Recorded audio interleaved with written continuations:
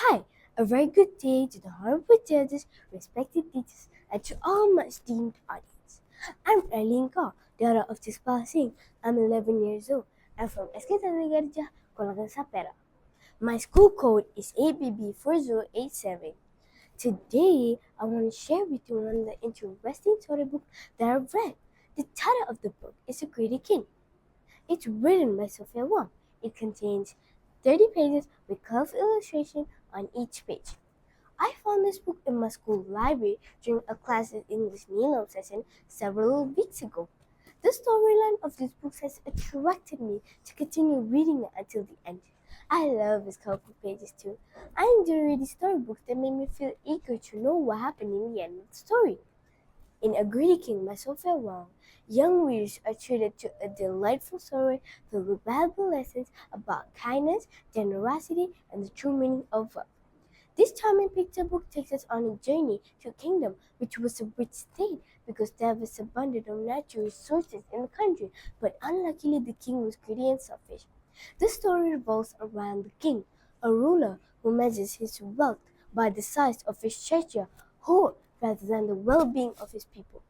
Although he was rich, he never rendered a helping hand to any beggar or poor citizen who came to his palace asking for assistance. Even though the country was rich in natural resources, there were still some citizens suffering from poverty in the country. They became beggars. When any beggar approached the king for help, he always ordered the soldiers in the palace to chase them away. He never showed his concern to his citizens until an incident occurred where the king got lost in the forest while hunting a deer. Not only that, the shirt and the crown which he left for a while by the lake would also suddenly disappear, so he had nothing to wear. The king was thinking about how to go back to his palace because he had nothing to wear.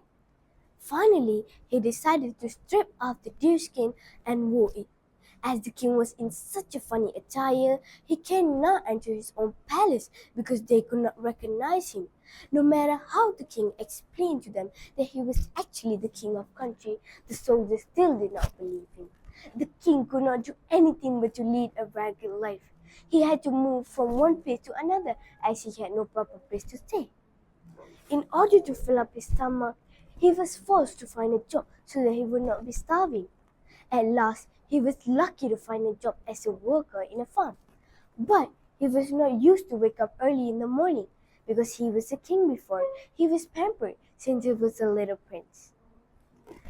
As a result, he was sick. This situation repeated again and again. He walked alone in hunger, tired and thirsty, feeling so sad until he met a blind beggar. The blind beggar told him that the king is going to entertain all the beggars. The blind beggar asked the king to guide him to the palace because he wanted to join all the beggars there. They were warmly welcomed by the soldiers.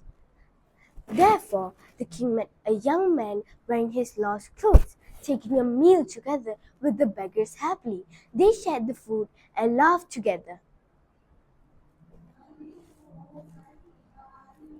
Finally, the king knew how to be a good king.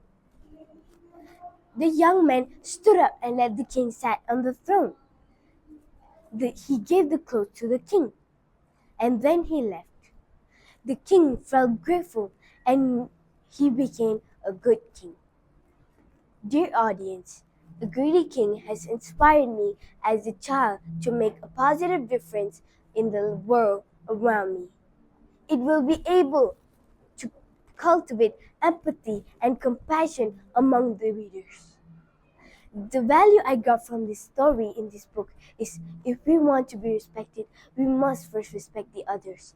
This value is very important for me as a youngster who still explore many things in life. I would like to give an appreciation to Pustaka Cergas Jaya for this publishing. That's all for me. Hope you all enjoy it too. Thank you.